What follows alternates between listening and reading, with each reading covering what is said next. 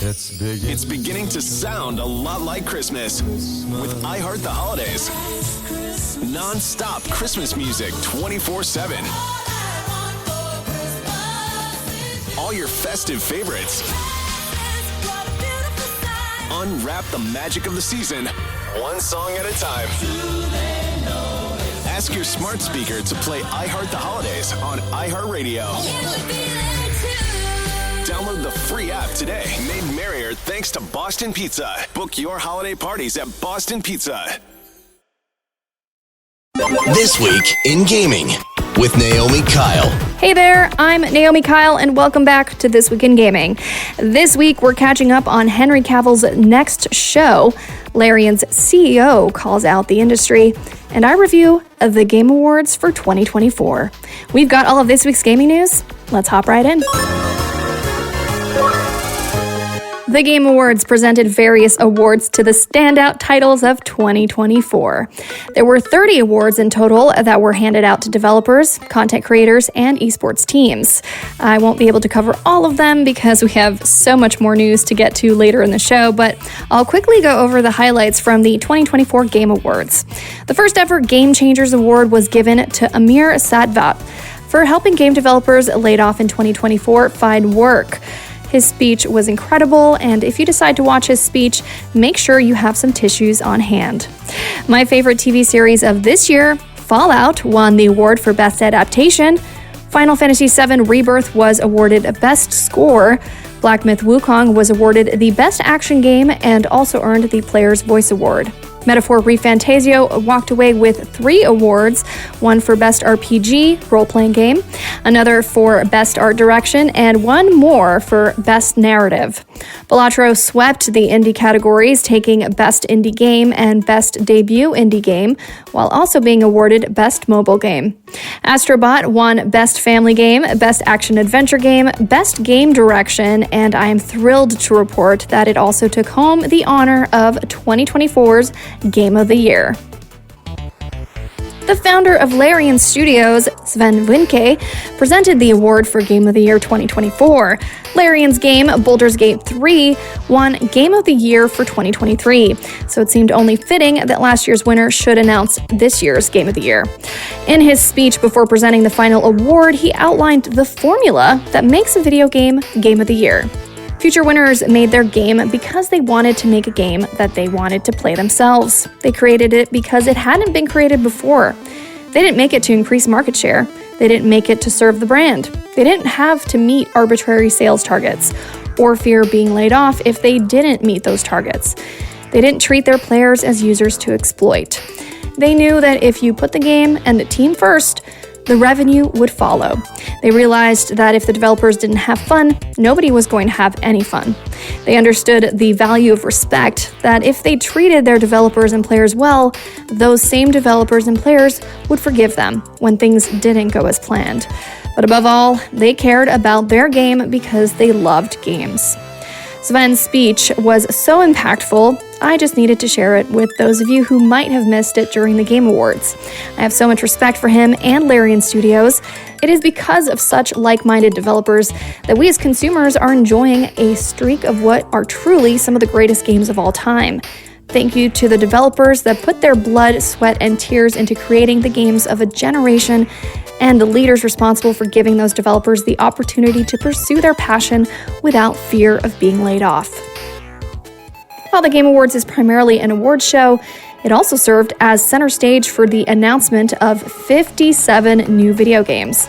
Over half of the announcements included world premieres for brand new games. Like the previous segment, where I covered the winning games of the Game Awards, I won't be able to cover every single new release, so I will instead highlight my favorites and the ones you should put on your radar. In last week's episode, I told you all that there would not be a sequel to Elden Ring, so imagine my surprise when Elden Ring Night Reign was announced at the Game Awards. Elden Ring Night Reign technically isn't a proper sequel. It's more like a standalone multiplayer title with an emphasis on co-op and roguelike mechanics set in the Elden Ring universe. Elden Ring Night Reign releases sometime next year, and gamers can apply for the network test starting on January 10th. Shadow Labyrinth is a macabre Pac-Man spin-off based on the Pac-Man episode of Amazon's TV series Secret Level. Shadow Labyrinth releases later in 2025. Saber Interactive announced that they would be reviving the Turok franchise, which for years was thought to be extinct. The prequel, Turok Origins, doesn't have a release date yet, but is expected to quench the thirst for dino-centric combat gamers have been yearning for years. Speaking of which, Capcom is reviving two dormant franchises with sequels for Anumasha and Okami. Anumasha, Way of the Sword, is releasing in 2026, and the date for the Okami sequel is still TBD, to be determined. And Capcom has miraculously convinced the notoriously stubborn Hideki Kamiya to return to direct the sequel. Listeners of the podcast know that Borderlands 4 has been in the works for some time now, but thanks to a new trailer, we were finally given a look at the title's new story and gameplay. Borderlands 4 releases in 2025. Fumito Ueda, the director of Shadow of the Colossus, Ico, and The Guardian, teased a new untitled game. There's no release date yet, but the game looks so bizarre, I can't even begin to describe it. CD Projekt Red answered our prayers and released a 6-minute trailer for The Witcher 4. As expected, The Witcher 4 stars an older Ciri, who now bears the scars of countless battles across her face. The Witcher 4 doesn't have a release date yet, but the trailer was absolutely gorgeous and did a fantastic job at demonstrating how a quest in The Witcher 4 will look and feel. Seriously, check out the trailer if you have 6 minutes. It is stunning. Joseph Fares, the madman behind 2021's Game of the Year, It Takes Two, revealed his studio's latest game, Split Fiction. Split Fiction is a co-op game that jumps between the sci-fi and fantasy genres. Split Fiction is slated to release on PS5, PC, and Xbox Series X and S on March 6th, 2025. Jeff Keighley, as always, saved the biggest announcement for last when he revealed a new title from the legendary developer Naughty Dog. Intergalactic: The Heretic Prophet is a sci-fi action-adventure that expertly channels the vibes of similar stories like Cowboy Bebop and Akira. There's no release date yet for Intergalactic, but the game's creative director Neil Druckmann tweeted after the announcement, saying that Intergalactic has been in development for 4 years. So hopefully, we won't have to wait much longer to experience this new story from Naughty Dog. Henry Cavill has donned many a role in geek culture, starring first as Superman in the DC Cinematic Universe and later as Geralt of Rivia in the Netflix adaptation of The Witcher for 3 seasons before ultimately deciding to leave the show. But before he was a big-time star, Henry Cavill was a big-time nerd, reading comics, building computers, and playing the tabletop strategy game Warhammer 40K. Well, the owners of the Warhammer franchise, Games Workshop, for years have dreamt to expand Warhammer 40K beyond its fan base and share it with a wider audience by creating a TV series. Now, with the help of fanboy and executive producer Henry Cavill, their dream can now become a reality. The production team secured a deal with Amazon to greenlight a Warhammer 40K TV series. There is reportedly no script yet, but Henry Cavill has said that together we've been sifting through the plethora of incredible characters and poring over old tomes and texts. Our combined efforts have led us to a fantastic place to start our universe. Well, we've already seen a bit of what Amazon can do with the Warhammer 40K story, thanks to an episode in the Secret Level TV series. Personally, I think they did an incredible job and totally nailed the dark, eerie space cult vibe. If they can produce more of the same in a full-length TV series, I'm on board. Games out this week. Now it's time to go over the video games releasing this week. On December 16th, On Your Tail, Sleuths onto PC and Nintendo Switch. On December 17th, Botany Manor gets ported over to PS4 and PS5. Flint Treasure of Oblivion sets sail for PS5, PC, Switch, and Xbox Series X and S. Then on December 19th, Alien Rogue Incursion sneaks onto all VR platforms. On December 20th, On Air broadcasts exclusively on PC. And Netflix is making their latest game, Squid Game Unleashed, available for free on iOS and Android, starting on December 17th. Quest complete. So that's the news for this week. It's now time to chat with our guest this week. It's none other than Victor Lucas, who joins us for an in-depth look at all the major game announcements and award winners from the Game Awards. Select game mode. Multiplayer. Hey, Victor, welcome back to the show. Oh, it's always so fantastic to be on the show. Thank you for having me. Of course. So we obviously got the Game Awards. They happened. We're so happy. We've been hyping it up this entire time. There's been lead ups, like little leaks and things here and there, but the awards overall seem to be pretty big this year. Did you have a good time watching it? I really did. Yeah, it was the 10th anniversary of the show, and Jeff Keighley's a friend. I've known him forever. He used to be on Electric Playground, and I'm just proud of him and just to watch his career just rocket ship into the stratosphere. And every year they get bigger, and I couldn't believe Harrison Ford was on the stage. He is what a win. I love that guy. He's my favorite actor of all time, and I was just blown away. And honestly, Indiana Jones and The Great Circle is my game of the year. So I was very upset that the awards happened too soon. I've said that many times. And I'm upset that it's likely going to be ignored by the Game Awards because 2025 is going to be insane. Yeah. So many bangers. Yeah, 2025, we're going to have to, it's unfortunate when games come out at the end of the year because they basically get forgotten about by the time the awards come around. Totally. Yeah, that's a bummer, but I agree that people are loving the game. They're all about Indiana Jones right now. And it was cool to see that Harrison Ford showed up. Did you have any particular expectations about this year's Game Awards when you started watching? Was there anything you were hoping to see that didn't happen? Yeah, I mean, the rumors were rampant that we were going to see something from Valve there, whether the new Steam console that's being rumored or Half-Life 3. Isn't that crazy that was going around? People were actually it might be the year they announce Half-Life 3, but well, there were people that we know in our circle, video game journalists and stuff, people that have connections and have been bugging Jeff, I'm sure, for little spoilers and stuff. And people were kind of hinting that huge things were going to drop. And of course, that is exactly what happened. But we also, as a community of just super fans of this stuff, we like to place our expectations astronomically high. And so I think maybe we overshot a little bit, but we still had amazing reveals. I mean, this was just a killer year for, huge surprises and things to get really excited about.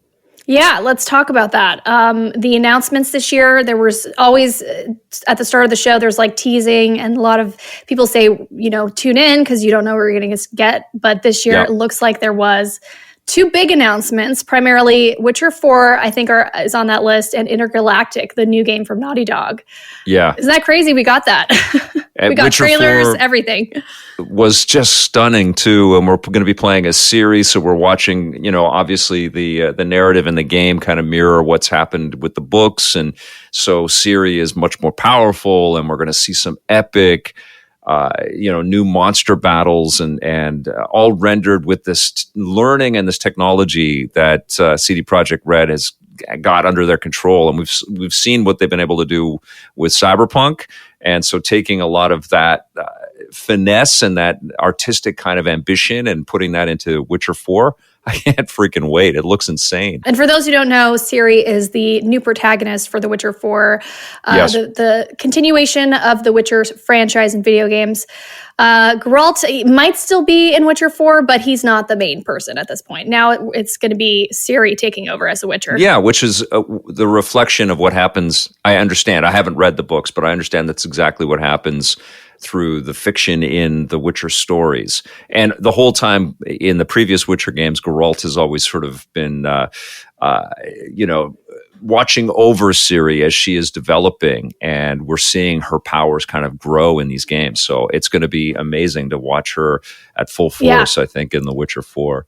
And Heretic, the Intergalactic, the Heretic Prophecy, that was just a stunning reveal as well from Naughty Dog.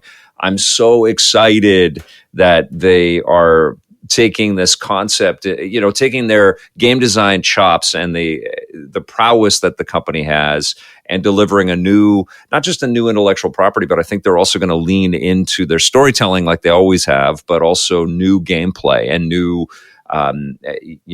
ideas and concepts for us, like that laser sword that our hero pulls out right at the, right as the teaser kind of closes down. We can just feel like the energy of this game is going to be enormous. I can't wait for it. I can't wait either. And it's led by Neil Druckmann. So yeah, Naughty Dog, Neil Druckmann, long relationship there. They're famous for having done the Uncharted games and now Last of Us. Well, Uncharted games, The Last of Us, and now this new intergalactic game, taking it to space, which I think is really cool. Yep. And Neil is a singular entity in the video game industry. Oh, yeah. You know, like he's running Powerhouse. arguably, one of the best studios ever. And he's also show running the Last of Us television show and directing episodes and working with those actors. This has never happened before. And for him to, have all of this experience and all of this know-how and access, like he's kind of the king of Hollywood and the king of video games in some ways. And he can bring all of that to bear, he and his team, with Intergalactic. And talk about like it's reaching into some Blade Runner aesthetics, using known established 21st century brands, but bringing it into this alternate past, which is an intergalactic possibility for Earth. So you see a Porsche spaceship and a Sony CD music box and stuff like that, like a jukebox. It just looks so freaking cool. Yeah. I just love the look of it, man. And I can't wait. I do feel it feels a little Star Wars, but a little bit more grounded in like our reality, Yes. Yeah. Yeah, there were tons of good reveals, though, like that Ninja Gaiden Ragebound from the team that made Blasphemous. That was the first thing that kicked off. We saw Capcom release a teaser with Hideki Kamiya, who was a famous video game developer, making a new Okami game, which is a beautiful sort of painted kind of platformer game. Never expected that. And we're getting a new Onimusha and a new Virtua Fighter from the RGG studio from Sega. The Split Fiction game, which is from Hazelight, who had the Game of the Year winner with It Takes Two. They always make these co-op action-adventure games. That looks amazing as well, and that's coming out in March. I mean, it was crazy. It was just like, wow, this looks awesome. This looks awesome. And one thing that I really appreciated as well is that they didn't stack a style of game on top of each other. I've felt in previous Game Awards, you could barely tell the trailers from the commercials because there was this kind of apocalyptic humans being hunted by robots kind of vibe. And it just felt, there were sections of the show which just felt very sort of samey. But this felt a lot more diverse and exciting and lots to be thrilled and go into 2025 with some huge expectations. I think we're going to get some amazing games next year. I was also very happy with everything they announced. I feel like they it's a 10-year anniversary, so they made it extra special. And I feel like they're listening to fan feedback on how to deliver the award show. Because for a long time it just felt like a lot of commercials. It felt long. Yep. They're listening to the feedback and they're really trying to improve the show so that it does honor our industry in a way that we feel is representative of what we do. Well, it's also reflective in the sales and they had the president of Larian sort of give out the Game of the Year winner, right. And they gave him a long time to talk about what he has learned. Of course, they made the exceptional Baldur's Gate 3.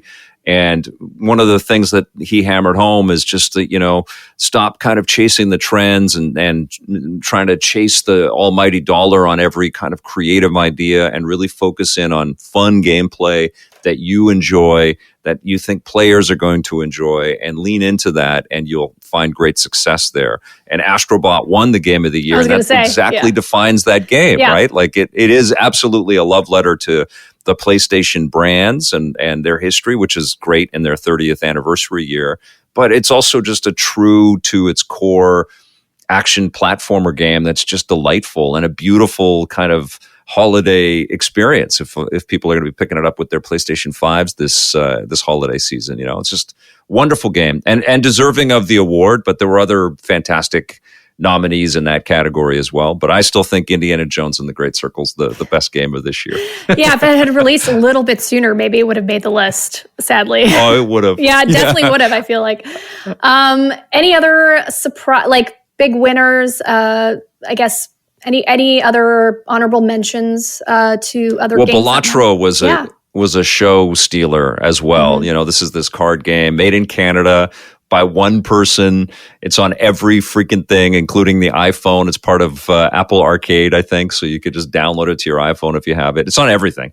And it's a wonderful game. It's a card game. It sort of takes the sort of core essentials of a poker type of experience, but puts some story stuff in there, and just impossible to stop playing, and clearly has stolen the hearts of many, many millions of players all over the world. And it was cool to see it win so many awards.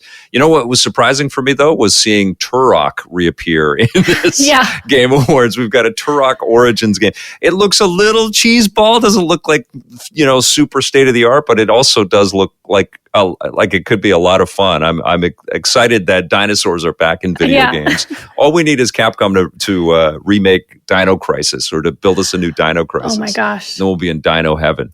But that looks fun. That would be great. Yeah. Hopefully in the new year, we'll see. Yeah. Well, Victor, always such a pleasure having you on the show. Thanks for sharing your insights on the awards. We're kicking off a new year after this. So thanks for being on the show all of 2024 with me. It's been such an honor to work with you, and looking forward to all the awesome games we have coming in the new year. Well, I can't wait to come back, and congratulations on the successful launch year for This Week in Gaming. You're killing it, and I'm very proud of you and happy for you. And I look forward to more in 2025. Thanks, Victor. Thank you. Victor Lucas is creator and host of the Electric Playground Network. You can follow him on Twitter at Victor_Lucas. Flawless victory! Continue! And that's This Week in Gaming. I'm your host, Naomi Kyle. I had such a blast bringing you the news as always. Thank you so much for tuning in every week, and shout out to my co-writer, Josh Seaman. Don't forget to let me know what you're playing and what you think of these stories by tagging me at Naomi Kyle on social. From all of us here at This Week in Gaming, we wish you a fun-filled week, and we'll see you guys next week. Talk to you later. This Week in Gaming is an iHeartRadio Canada podcast. Subscribe to this podcast on iHeartRadio or wherever you get your podcasts. Download the iHeartRadio app for more podcasts just like these. iHeartRadio, everything holiday, all in one place. From 24/7 Christmas music to the stories behind the Christmas hits with Drew Savage. Join me as I tell the stories behind your favorite Christmas songs. Behind the Christmas Hits, brought to you by Planet Fitness, home of the judgment-free zone. iHeartRadio.ca is your destination for all things Christmas. Keep listening for all your Christmas favorites.